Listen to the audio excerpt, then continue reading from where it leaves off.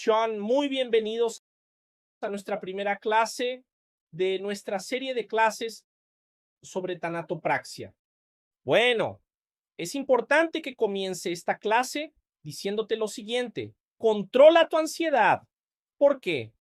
Porque tendremos mucho tiempo juntos. Vamos a pasar prácticamente una semana juntos aprendiendo sobre este increíble contenido que es la parte de tanato, ¿de acuerdo? Entonces sé que estás ansioso o ansiosa por ver las partes prácticas, por entender más sobre este tema, pero es un proceso.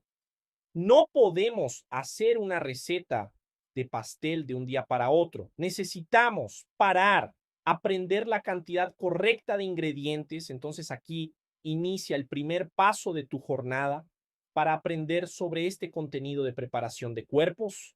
¿De acuerdo? Entonces ya agarra papel y lápiz que vamos a comenzar. Vamos a iniciar nuestro contenido sobre tanato, que inclusive es un contenido muy interesante. Particularmente, soy especialista en tanatopraxia. He acompañado a muchos alumnos en campo de prácticas, en fin, entonces, todo lo que se imaginen sobre tanato.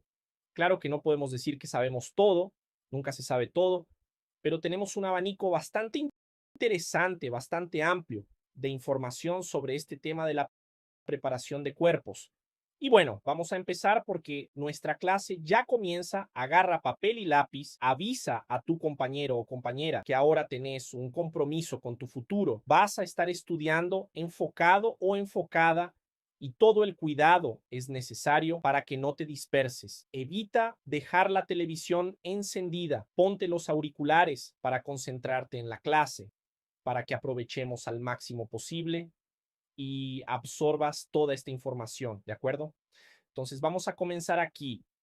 Estudiante, la tanatopraxia podemos entenderla como una forma de arreglar el cuerpo, entre comillas, después de que una persona muere. Al menos la mayoría de las personas la conoce con ese término: arreglar el cadáver.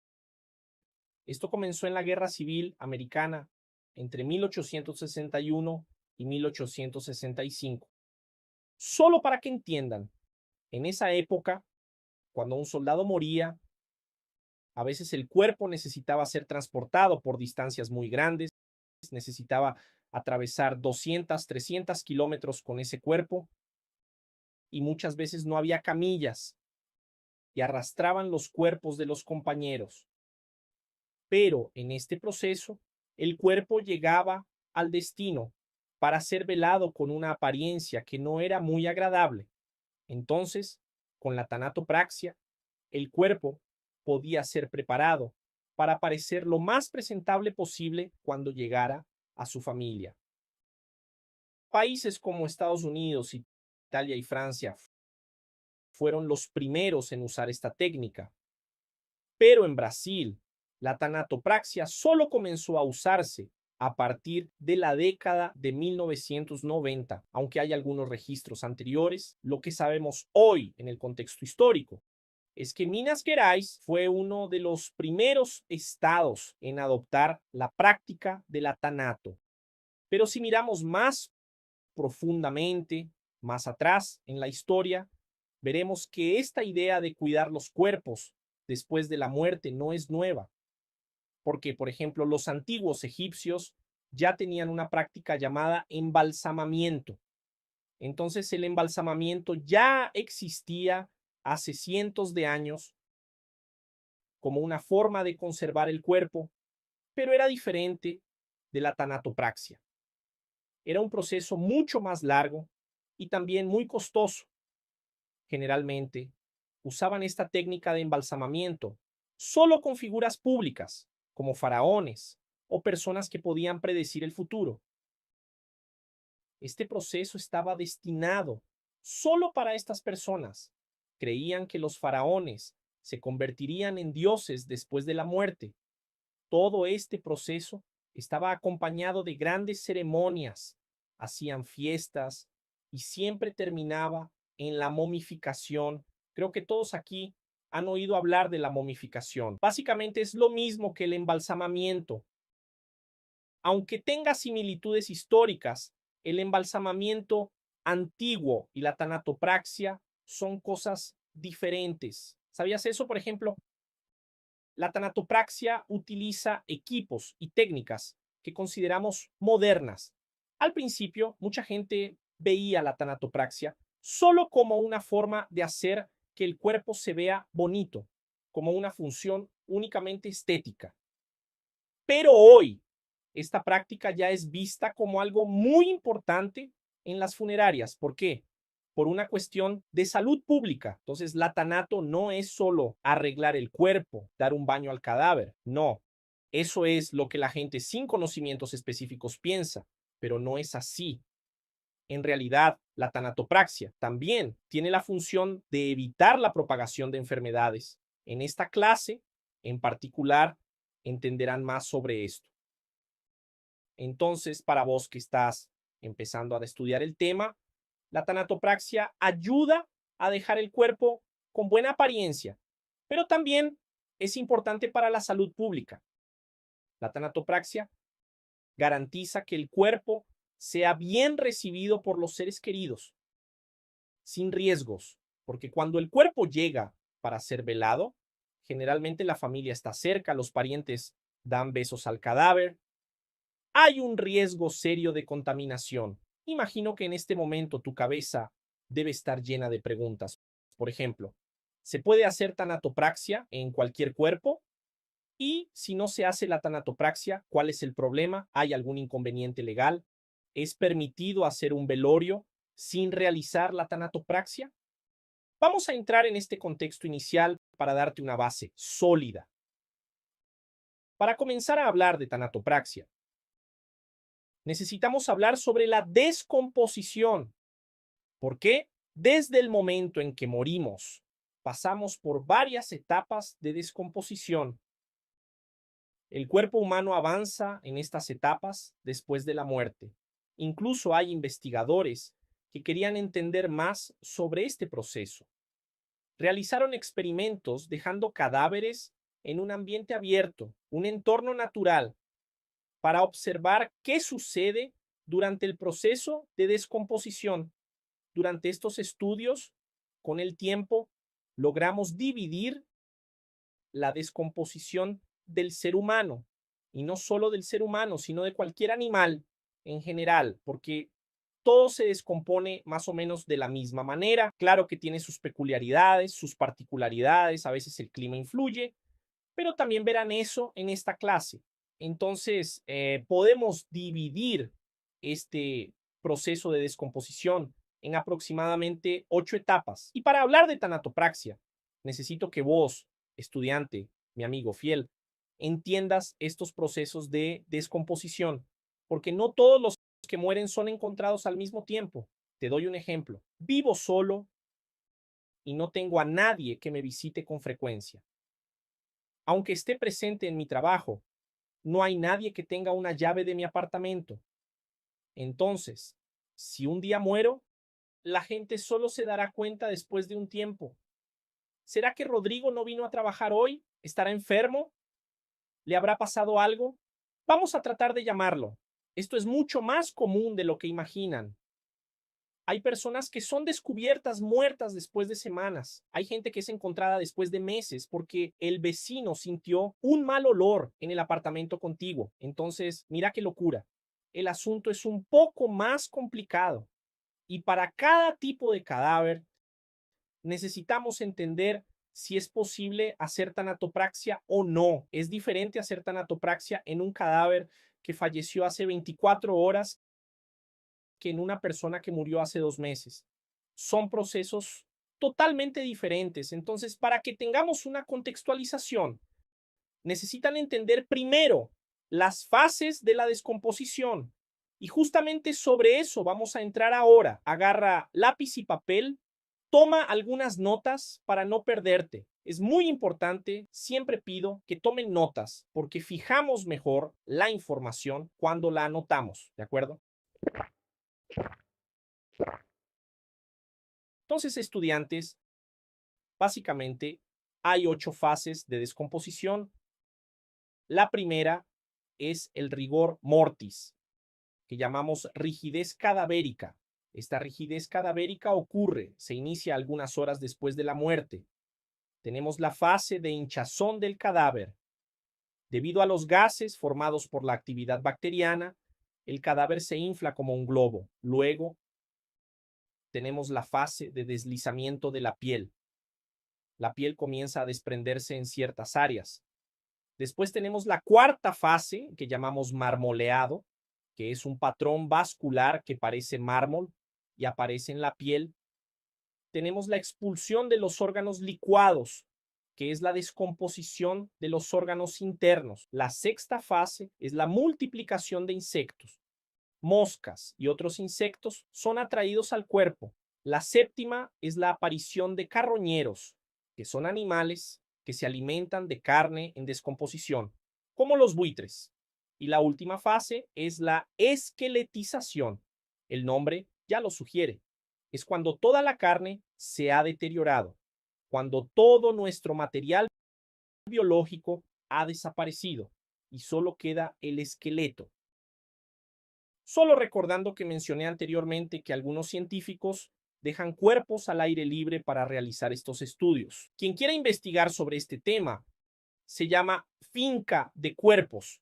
Podés buscarlo en Google y verás que existe de verdad. Dejan el cuerpo de la persona expuesto. Hay una pequeña cerca para evitar que los animales lleguen y consuman ese cadáver, pero son espacios de investigación donde esos cadáveres se dejan para estudiar la descomposición en diferentes condiciones. Puede ser un clima más templado, puede ser un clima más suave y también depende mucho de la tierra, el pH de la tierra, todo eso va a traer diferencias en el proceso de descomposición. Entonces, continuando, estudiantes, ahora sobre el LAR. Así es, LAR. LAR. No estamos hablando del confort de nuestro hogar. LAR en realidad es un acrónimo. Se refiere a 3 signos vitales de la muerte. Ahora vas a entender qué significa esta sigla. La L significa livor mortis. Después de que una persona muere, aparece en el cuerpo un color medio rojizo, que es cuando la sangre se asienta en el cuerpo. Luego tenemos la A, que viene de algor mortis. Profesor Rodrigo, ¿qué es el algor mortis? Es el enfriamiento del cuerpo. Y por último, tenemos el rigor mortis, que es la R. Por eso es LAR, L-A-R. El rigor mortis ya lo dice, rigidez cadavérica. Es cuando el cuerpo se pone rígido. Entonces, cuando vemos un cadáver, la primera cosa que identificamos son estos 3 signos: el color diferenciado, el enfriamiento y la rigidez cadavérica. Vamos a profundizar un poco más sobre este proceso post-mortem. Vamos a hablar más sobre el rigor mortis. También existe, estudiantes, el pallor mortis. Imaginemos que un cuerpo acaba de fallecer. Estará al inicio de esta jornada de transformación, porque es una metamorfosis, una transformación. Comienzan los signos abióticos en el cuerpo. Esta fase puede variar de unas horas hasta una semana, ¿entendido? Y aquí va una información valiosa para vos. El ambiente en el que se encuentra este cadáver desempeña un papel crucial en este periodo de descomposición. El primer paso para comenzar es el rigor y el pallor mortis. Por ejemplo, en lugares más fríos, el rigor mortis puede ser más duradero. En climas más templados, esta fase puede ser más breve. ¿Entendido? Presta mucha atención a esto. Hay variaciones. Eventualmente la gente me pregunta, Rodrigo, ¿en cuánto tiempo el cadáver pasa del estado inicial hasta la fase de esqueletización? Y esta pregunta no tiene una respuesta exacta. Dependerá de muchos factores. Entonces, vamos a hablar ahora del pallor mortis. ¿Qué es el pallor mortis? No es más que un tono pálido en el cuerpo. Es una consecuencia directa de la paralización del corazón. ¿Qué sucede cuando nuestro corazón se detiene? Ocurre la falta de circulación sanguínea. ¿Sabes por qué tenés ese color bonito, ese color rosado? Cuando corres, te pones más rojizo, porque justamente tenés tu sistema circulatorio funcionando. Es natural que cuando el corazón se detenga, adquiramos otra tonalidad. También es importante hablar de la circulación, que tenemos los capilares sanguíneos. ¿Qué son los capilares sanguíneos y por qué son importantes? Los capilares son pequeñas vías, vamos a decirlo así, en nuestro sistema cardiovascular. Si yo sacara todos tus órganos, si sacara tus huesos y dejara solo las venas y arterias en tu cuerpo, tendrías una imagen más o menos igual a la que está apareciendo aquí en la diapositiva para ustedes, ¿no lo ves? Parece un cuerpo, pero son varias líneas, varias vías. Estos capilares sanguíneos son muy pequeños y forman parte de nuestro sistema cardiovascular. Para que tengas una idea, son tan estrechos que las células rojas de la sangre pasan por ellos en fila única, como si fuera una fila india, de lo finos que son, ¿entendido? Están observando en la diapositiva la foto de un ojo y ahí se ven los capilares que tenemos. El pallor mortis es una de las primeras etapas que ocurre. La persona se pone pálida aproximadamente 15 minutos después de la muerte. Es cuando la piel pierde su color rosado y se pone pálida. Esta palidez, estudiantes, es más evidente, más visible en las áreas del cuerpo que estaban hacia arriba en el momento de la muerte. ¿Por qué? Porque la sangre, por acción de la gravedad, se desplazará a la parte más baja del cuerpo. Te doy un ejemplo práctico. Si dejo esta pluma aquí, esto es una pluma Bic, ¿de acuerdo? Entonces vemos aquí el tubo de la pluma y sabemos dónde está la tinta de este tubo. Si giro este tubo al revés, ¿qué hará la gravedad? La gravedad tirará la tinta hacia abajo. ¿Y qué va a pasar con la pluma? La tinta va a bajar, ¿verdad?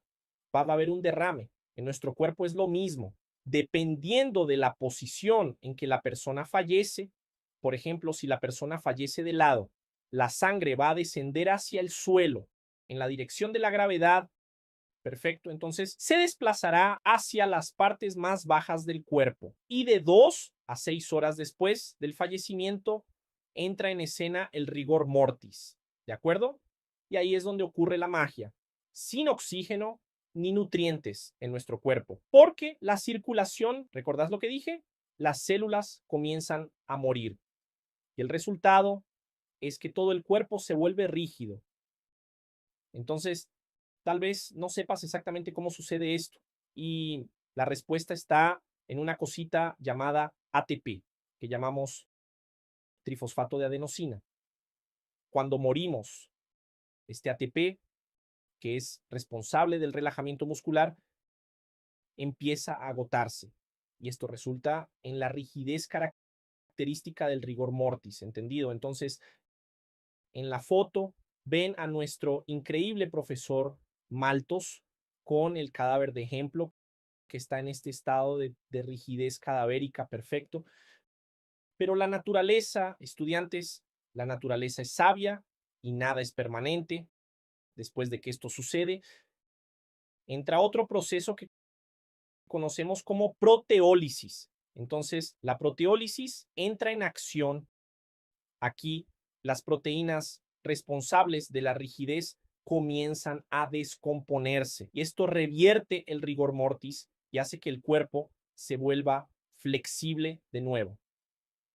La curiosidad aquí es que esta fase la llamamos flacidez secundaria, que también facilita la acción de los descomponedores como bacterias que desempeñan un papel crucial en el ciclo de vida y transforman el cuerpo en compuestos más simples, ¿entendido? Entonces, nada más es el proceso de descomposición que una transformación bioquímica que ocurre, ¿de acuerdo? Es muy interesante. Cuando abordamos el proceso de descomposición, hay una fase que se destaca y que a menudo puede sorprender a los principiantes en el campo, que es la hinchazón. Antes de hablar de la hinchazón, vuelvo a la rigidez cadavérica. Las personas que comienzan a estudiar la tanatopraxia a veces son instruidas por profesionales que tienen algún tipo de religiosidad exacerbada, digamos. Hay gente que dice que cuando están manipulando el cadáver, hacen una oración para que el cadáver se relaje. Tomé el cadáver. He escuchado esto de muchos estudiantes. Profesor Rodrigo, tomé el cadáver y estaba rígido. Entonces comencé a hablar con el cadáver. Le decía al cadáver, mira, ya te encontraron, ¿de acuerdo? Mira, estamos cuidando de vos. Y entonces el cadáver comenzó a relajarse. El cadáver se iba volviendo más blando. Profesor Rodrigo, esto es algo espiritual. No es algo espiritual. Sé que tenés tus creencias y las respeto mucho, pero debemos basarnos en la ciencia, ¿verdad? Igual que hay gente que dice, profesor Rodrigo, estaba realizando el procedimiento en el cadáver y el cadáver se movió. El cadáver tuvo un espasmo, movió la mano y atribuyen esto a, estaba tratando de comunicarse conmigo, estaba tratando de agradecerme por cuidarlo. No, no era eso. Es porque existe el espasmo cadavérico, que ya fue explicado por la ciencia, por nuestra medicina, especialmente la medicina legal. Son cosas que suceden y a veces, si no tenés la información correcta, las personas atribuyen esto a una situación casi espiritual, a algo fuera de nuestra realidad, fuera de nuestra comprensión. En realidad, no. Es natural que un cuerpo rígido, duro, cuando lo manipulas, estimulas las articulaciones, ¿verdad? Porque el cuerpo está frío, entonces se vuelve rígido, es natural. Intenta poner un trozo de carne en el congelador y verás lo que pasa. Si lo dejas allí 2 horas y lo sacas, estará rígido. Al manipularlo, incluso por el calor de nuestro cuerpo, acercándonos al cadáver y empezando a moverlo, la temperatura del agua que usás, a veces debido al sistema de tuberías, es un poco más cálida, tiene una temperatura un poco más alta. Todo esto contribuye a que el cadáver salga de ese estado de rigidez, ¿verdad? Y también hay gente que dice, profesor Rodrigo, ellos rompen las articulaciones, ¿no? No rompen nada. Eso es un mito, es una historia para sorprender a la gente.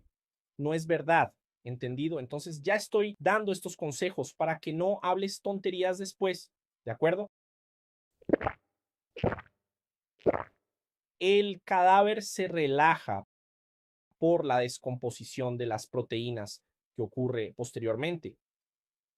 Hablando ahora sobre la hinchazón, nuestro cuerpo es prácticamente una metrópolis para trillones y son trillones realmente, ¿verdad? Trillones de microorganismos, incluidas bacterias. Tu cuerpo tiene bacterias por todas partes, desde la piel hasta nuestros órganos, nuestras entrañas. Y estas bacterias viven en una condición que llamamos simbiosis, ¿entendido? Viven en simbiosis con nosotros durante toda nuestra vida. Están contribuyendo a que nos mantengamos vivos. Pero cuando morimos, esta relación cambia completamente. Lo que sucede es lo siguiente. Con nuestra muerte, las bacterias intestinales, que hasta entonces se alimentaban parcialmente de los alimentos que consumíamos, ya no tienen esa fuente. ¿Y qué queda? Nuestros propios tejidos. Entonces las bacterias se convierten en verdaderos descomponedores. Van descomponiendo nuestro cuerpo a nivel celular. Hubo un estudio en 2014, hace un tiempo, que trajo un dato sorprendente. Después del fallecimiento, estos microorganismos que viven dentro de nosotros pueden dispersarse por todo el cuerpo humano en solo 58 horas. Para que te hagas una idea, es un poco más de 2 días.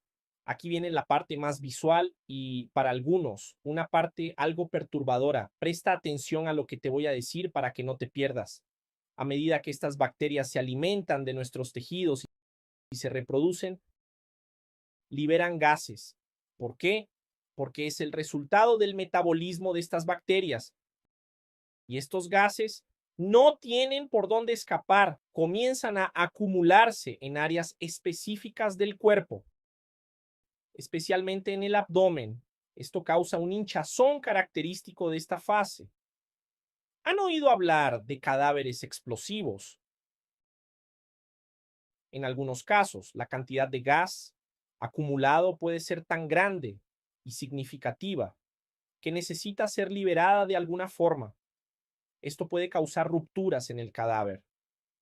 Por eso es común, en algunos procedimientos, realizar pequeñas incisiones en la región, principalmente abdominal, para permitir la salida de estos gases y evitar precisamente este fenómeno. Aquí va una información relevante. El clima influye significativamente en este proceso. En lugares cálidos y húmedos, el proceso de hinchazón y descomposición se acelera. ¿Recuerdas lo que dije? Si dejas una carga en la heladera, tardará mucho más en pudrirse. Si la dejas en la mesada a temperatura ambiente, se descompondrá mucho más rápido. Entonces, el clima influye mucho. Cuando hablamos de descomposición acelerada, esto puede ocurrir en un periodo tan corto como 2 o 3 días. Siempre es bueno considerar el ambiente al estudiar el proceso de descomposición. Por eso decimos que no hay una respuesta correcta, solo una estimación. En la imagen, ven un cadáver en este proceso de hinchazón. Y, estudiantes, llegamos a una etapa que tiene mucho que ver con la tanatopraxia. A lo largo de las clases, entenderemos mejor cómo se conecta todo esto. Llegamos a una etapa que muchos consideran la más intrigante, el deslizamiento de la piel. Parece algo de película de terror, ¿verdad? Pero no lo es pura ciencia. Recuerdan que hace poco hablamos de cómo las bacterias intestinales, al alimentarse de nuestros tejidos, liberan gases que se acumulan dentro del cuerpo, causando presión. Bueno, ahora imagina este aumento de presión combinado con la acción de enzimas que comienzan a descomponer la matriz que une las células de nuestra piel. Entonces lo que tenemos es una separación de las capas de nuestra piel. Este fenómeno ha sido documentado durante el análisis de cadáveres que fueron víctimas de ahogamiento. Los cadáveres recuperados después de largos periodos sumergidos presentan estas características. ¿Por qué? Debido a la acción combinada de bacterias con el agua. Entonces, la piel se va desprendiendo. En una de las clases sobre papiloscopía mostramos un procedimiento llamado descamación cadavérica. El cadáver llegó al IML con la piel desprendiéndose y el profesional de papiloscopía retiró toda la piel de la mano para recoger las papilas dérmicas, que no son más que nuestras huellas digitales, para identificar al cadáver. La piel es el órgano más grande del cuerpo y nuestra primera línea de defensa contra el mundo externo. En esta fase de la descomposición, la piel se vuelve extremadamente delicada. La epidermis, y recordando aquí, nuestra piel está compuesta por 3 capas llamadas dermis, epidermis e hipodermis. La epidermis, que es la capa superficial, comienza a desprenderse de la dermis.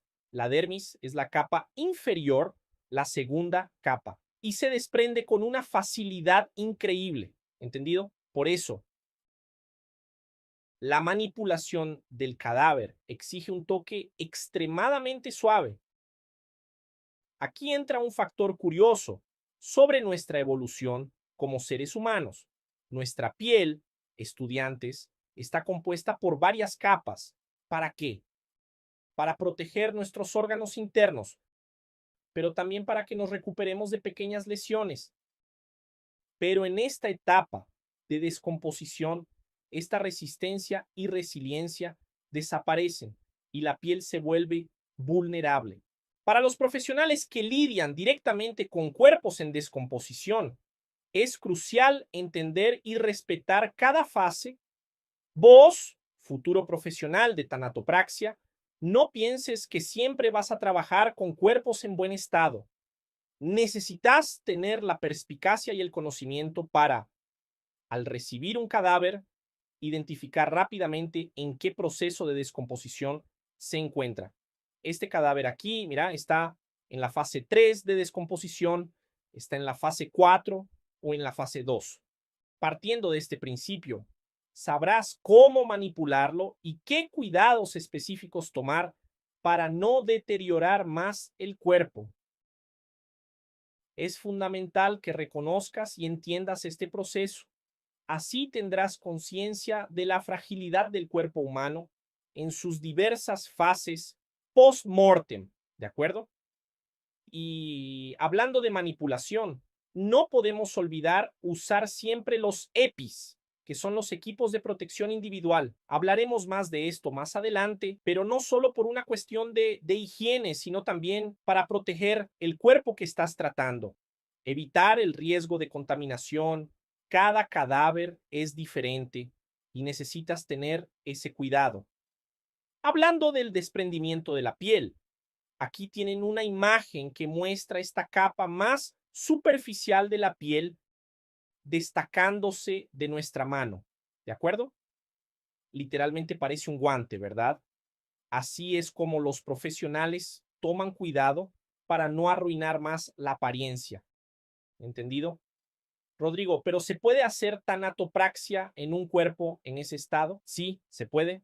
Y hablaremos de eso en estas clases también.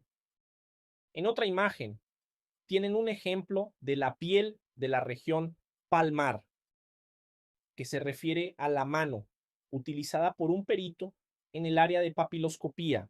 ¿Recuerdas que mencioné la recolección de huellas digitales? Él comparará esas huellas en el sistema interno del DETRAN para descubrir quién es esa persona. Aquí tienen una imagen representativa, ¿entendido? Estudiantes, ahora tenemos el marmoleado. Es un término elegante para un fenómeno tan natural y al mismo tiempo algo extraño. Imagina, cuando hablamos de mármol pensamos en esculturas hermosas, templos romanos o tal vez incluso en tu encimera de cocina. Bueno, este nombre se atribuye a esta fase de la descomposición debido a la similitud visual con la piedra de tu encimera. Ahora nos adentraremos un poco más en la ciencia detrás de esto. Hay algo llamado hemoglobina y la hemoglobina es la protagonista de esta fase. Además de dar color rojo a nuestra sangre y transportar oxígeno, la hemoglobina tiene una característica única. Es fácilmente oxidable. Creo que todos aquí saben lo que es oxidación. Esto significa que puede combinarse con otras sustancias y cambiar su color. Es algo muy interesante. Aquí pueden ver un cadáver en este proceso de marmoleado. Tiene un aspecto muy similar a la piedra. Una curiosidad. El proceso de marmoleado puede compararse a la oxidación del hierro. ¿Has notado cómo el hierro, cuando se expone a la humedad y al oxígeno, se oxida y cambia de color? La hemoglobina también contiene hierro y pasa por una transformación similar cuando se combina con azufre. Volviendo a la conexión con el azufre, el cuerpo humano es muy complejo e increíble. Contiene pequeñas cantidades de azufre, principalmente en dos aminoácidos, la metionina y la cisteína. Y no necesitas anotarlo. Es solo una curiosidad para que lo sepas. Cuando el cuerpo muere y la circulación se detiene, este azufre comienza a reaccionar con la hemoglobina, llevando a la formación de una sustancia llamada sulfhemoglobina. Es una sustancia que da una coloración púrpura y verdosa, similar al mármol en nuestro cuerpo. Este proceso de marmoleado es más evidente en áreas del cuerpo donde la sangre tiende a acumularse después de la muerte. ¿Recuerdas que dije que la sangre desciende? Entonces, en las partes posteriores del cuerpo, la parte dorsal será más visible. Incluso bromeamos diciendo que parece una obra de arte con todo ese colorido. Ahora pasemos a la próxima fase, estudiantes, que es la licuefacción de órganos y su expulsión. ¿Cómo funciona esto? Es interesante notar que el proceso de descomposición es más complejo que simplemente pudrirse. No me gusta usar ese término. Decir que la descomposición es simplemente que el cuerpo se pudre es muy superficial. ¿Por qué?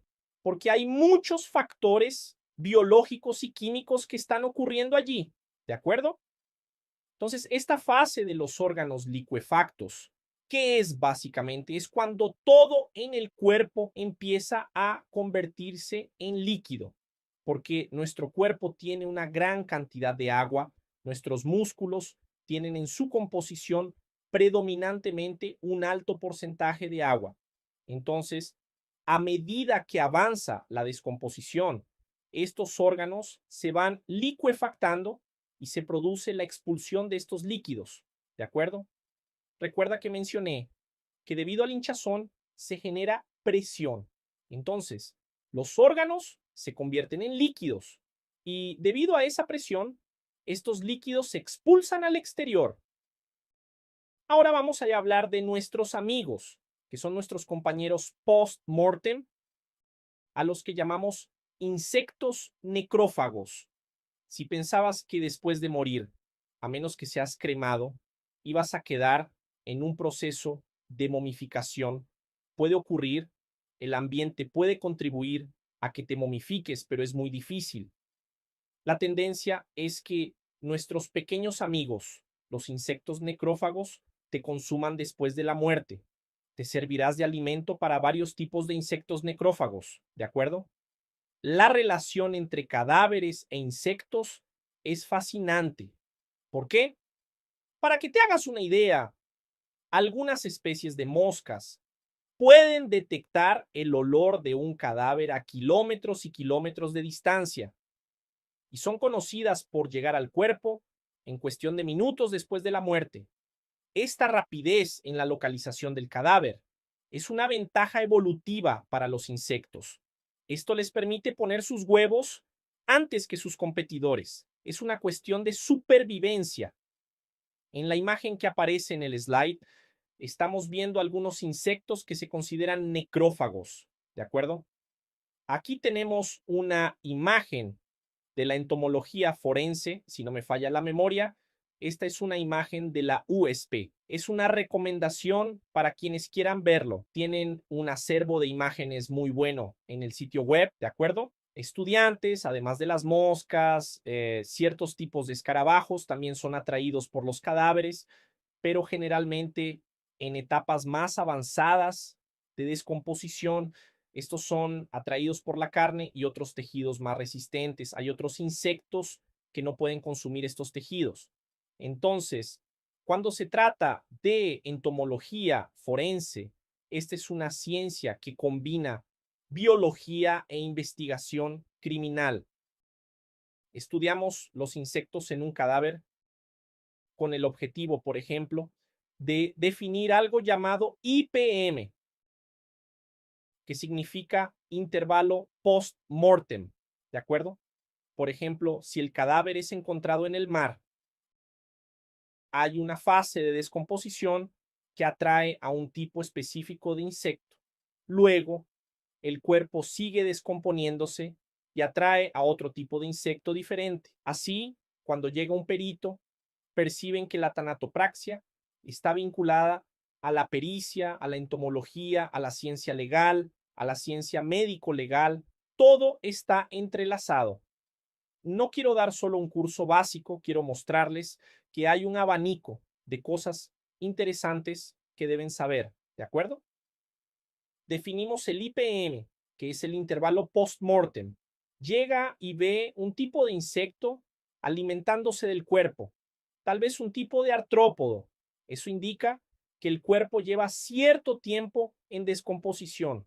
Para que te hagas una idea, los peritos pueden saber incluso si hubo consumo de drogas en el cadáver, si la persona en el momento de la muerte había consumido alguna sustancia ilícita. ¿Por qué? Porque pueden analizar a los insectos, hacen un análisis de los insectos y con el material biológico dentro de ellos en la región del estómago, pueden identificar ciertas sustancias. Entonces, esto también involucra biología, lo cual es muy interesante, ¿de acuerdo? Ahora, volviendo al enfoque, hablemos de las indicaciones de la tanatopraxia. Ya hablamos del proceso de descomposición. Así que debemos hablar de las indicaciones, ¿de acuerdo? ¿Por qué? No todos los cadáveres pueden ser preparados para un velorio, ¿de acuerdo? Solo destacando aquí, la tanatopraxia es un procedimiento de preservación del estado físico de un cadáver con el objetivo de retrasar la putrefacción o descomposición. Y ahí surge una pregunta. Tanatopraxia, profesor, ¿es un procedimiento obligatorio? Porque su importancia no es solo una cuestión estética, sino también de bioseguridad. Imagina hacer un velorio de un cadáver que falleció hace 3 meses. Hay un altísimo riesgo de contraer una bacteria, una enfermedad. Entonces, la tanatopraxia es obligatoria, dado que la preparación evita riesgos de contaminación para los involucrados en el ceremonial. También surgen otras preguntas. ¿Tiene costo el procedimiento? ¿Quién es responsable de esos costos? ¿Es la familia la que paga la tanatopraxia? ¿Es el municipio el que paga la tanatopraxia? Primero, la tanatopraxia no es obligatoria. Es importante que sepas esto. Sin embargo, hay circunstancias que hacen que la tanatopraxia sea casi indispensable. El hecho de que no sea obligatoria no significa que no deba hacerse. Vamos a ejemplificar esto. Imagina que hay un extranjero paseando por Brasil y lamentablemente sufre un accidente de coche en una zona remota. Supongamos que cayó en su vehículo por una sierra y trágicamente nadie vio el accidente. Este accidente no fue presenciado y tardan muchos días en descubrir que hubo un accidente allí. En circunstancias como esta, supongamos que el cuerpo sea descubierto 15 días después. La descomposición de ese cadáver estará avanzada, principalmente por el hecho de estar en un ambiente natural. Recuerda que mencioné la sierra. Una sierra tiene presencia de fauna y factores climáticos. Todo esto puede acelerar el proceso de descomposición. En Brasil tenemos una diversidad de biomas y una variedad de factores que influyen en la descomposición. Entonces, dado el estado avanzado de descomposición, realizar un velorio para este extranjero sin una tanatopraxia es una tarea imposible, no se puede hacer. La preparación adecuada del cuerpo no solo ofrece un mejor aspecto, sino que es crucial para la bioseguridad. Además, debemos considerar que este extranjero será repatriado. ¿Qué es repatriado? Enviarlo a su país de origen. Hay protocolos internacionales que seguir. Rodrigo, ¿dices que la persona murió aquí, fue encontrada después de 15 días? Ese cuerpo viajará en avión y para enviarlo al país de origen debe ser repatriado. Y debido a las normas internacionales, es primordial que se realice la tanatopraxia. Será fundamental en este contexto. Aquí necesito hacer una observación. La repatriación de cuerpos implica una serie de procedimientos legales y logísticos. Debe haber cooperación entre diferentes departamentos y agencias. Si la persona es extranjera, debe haber autorización del consulado. También está la cuestión de Brasil, que sabemos que es algo burocrático. Se necesitará la autorización de la vigilancia sanitaria. Es un asunto un poco complejo. Habrá trámites nacionales, trámites internacionales, autorizaciones. Mientras todo esto sucede, el cadáver debe estar preservado, ¿entendido? Solo para que sepan las bases de la tanatopraxia. Trabajaremos en las próximas clases en un contexto más práctico. Mantén tu ansiedad bajo control. Necesitas conocer las bases del proceso para comenzar esta jornada hacia los procedimientos prácticos, para entender cómo se realiza una tanatopraxia. Di toda esta vuelta para mostrarte el significado de la frase que dije, que la tanatopraxia no es obligatoria, pero depende. ¿Entiendes? No es obligatoria, pero depende. Imagina un cuerpo en estado avanzado de putrefacción que necesita ser repatriado. No se puede transportar este cuerpo en un vuelo internacional sin la debida preparación. Hay riesgos biológicos involucrados y también importantes implicaciones éticas, sin mencionar que las compañías aéreas que siguen las normas internacionales prohíben el transporte de cuerpos en estado avanzado de descomposición. Sin la tanatopraxia no sería jurídicamente obligatorio. Entonces, en muchos casos, se convierte en una práctica ética, especialmente cuando hablamos de los riesgos para la salud pública de las personas asociadas. Y eso es todo, estudiantes. Aquí les muestro una imagen en la diapositiva de un cuerpo en un estado avanzadísimo de descomposición.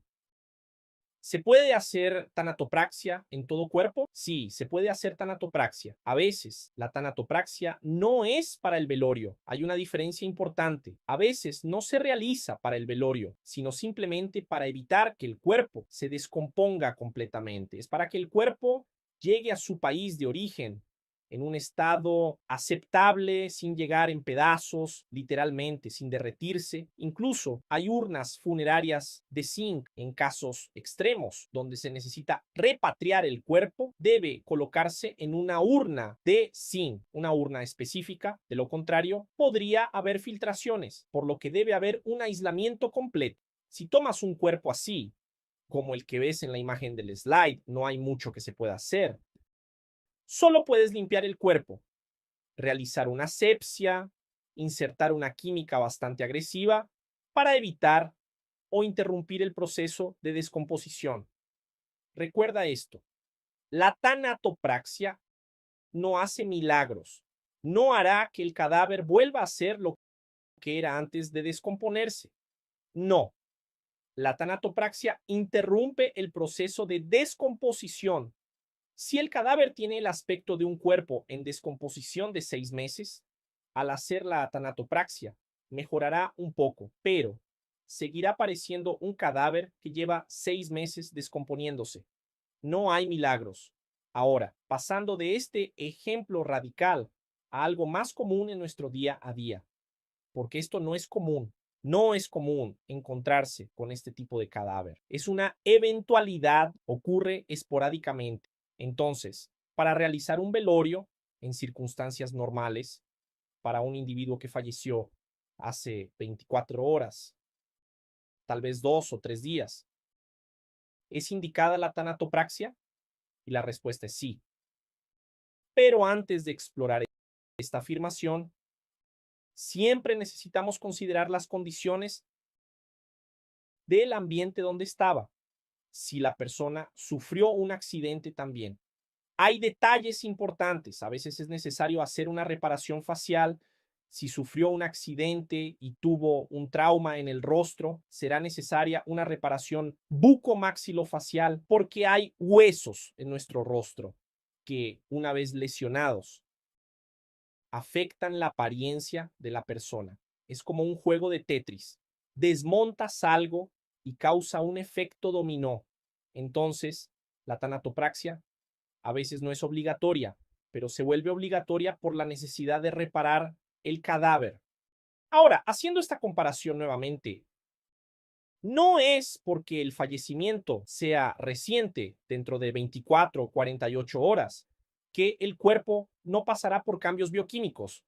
El extravasamiento de líquidos, la liberación de gases, el inicio del proceso de descomposición seguirán ocurriendo independientemente del tiempo transcurrido desde la muerte. He escuchado muchos relatos, y ustedes también deben haber escuchado, de personas diciendo, profesor Rodrigo, estaba en el velorio de mi tía y mi tía empezó a derramar líquidos. Comenzaron a salir líquidos extraños de su oído, de su nariz.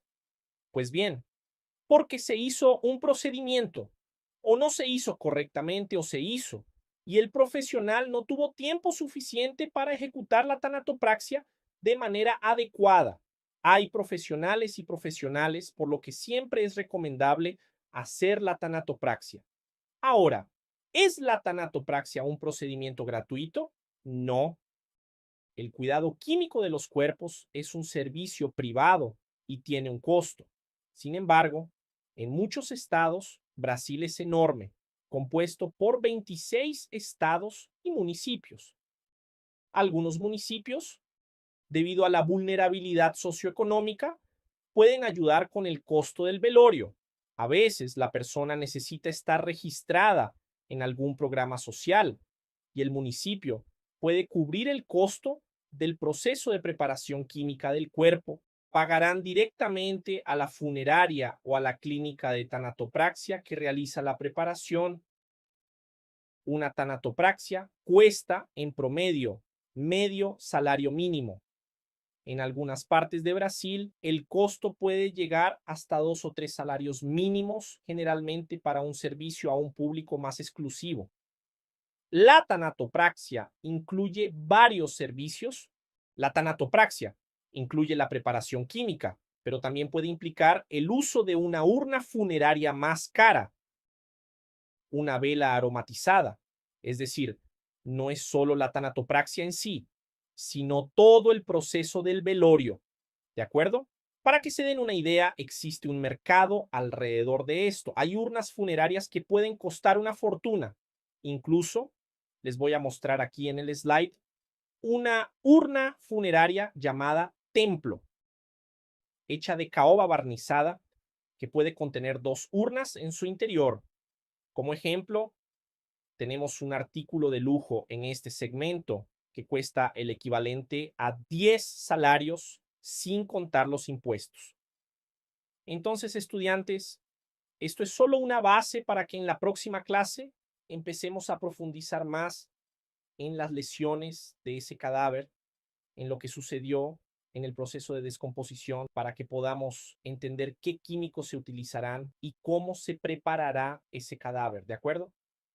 Esta fue la introducción a nuestro contenido de la primera clase de tanatopraxia. Nuestra clase ha llegado a su fin. Si estás aquí conmigo, recuerda publicar en los stories de Instagram y etiquetar nuestra cuenta, que es Universidad Forense, porque nuestro equipo va a repostearlo y así podremos hacer crecer esta comunidad que realmente está luchando por aprender en esta área del post-mortem, motivando a más personas a estudiar contenidos dentro de este segmento, ya que la tanatopraxia es una área con carencia de profesionales en toda América Latina. Mucha gente ha oído hablar de tanatopraxia, pero son pocas las personas capacitadas para trabajar en el área. ¿De acuerdo? Así que eso es todo. Llegamos al final de nuestra primera clase. Mañana tenemos una cita a la misma hora y no te pierdas la clase de mañana porque comenzaremos con los procedimientos prácticos, ¿de acuerdo? Así que eso es todo. Cuento con ustedes en la clase de mañana. Un fuerte abrazo y hasta luego.